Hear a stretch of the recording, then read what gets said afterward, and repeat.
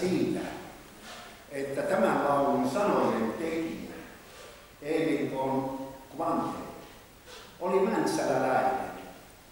Hän ei ollut tosin syntynyt Mäntsälässä, mutta eikä laulukaan syntynyt Mäntsälässä.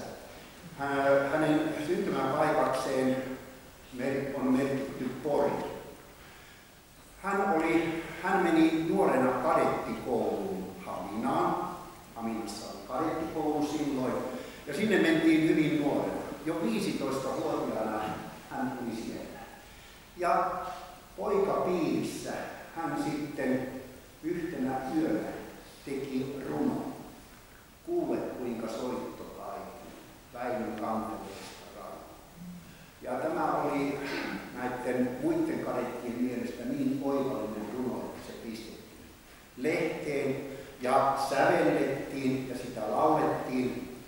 Se kaikui sitten myöskin tuonne Helsinkiin saakka ja Suomen johtava musiikki-ihminen 1800-luvun puolivälissä oli Fredrik Paasius, maamme laulun säveltäjä. Ja hän sävelsi tämän uudestaan.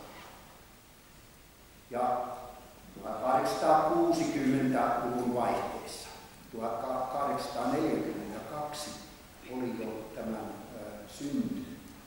Tämä 15-vuotias Emil Quanten sävelsi sen jo 1842. Eli silloin tunnettiin jo, että Suomi on isänmaamme ja laulu Suomelle. Nykyisin tämä laulu on kulttilaulu. Sitä laulavat kaikki kuoromuodot. Sekakuorot, mieskuorot, naiskuorot, nuorisokuorot ja lapsikuorot. Kaikille on tehty sovitukset. Ja jos laulujuhlia on, niin aina yhteisenä lauluna on Suomen laulu. Ja se on monesti sitten viimeinen laulu, ellei Finlandia jostakin syystä ole vielä sen jälkeen.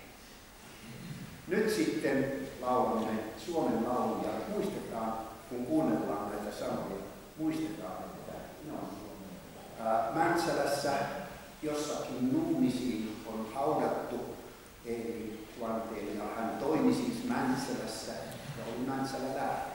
Kuunnellaan näitä kauniita sanoja.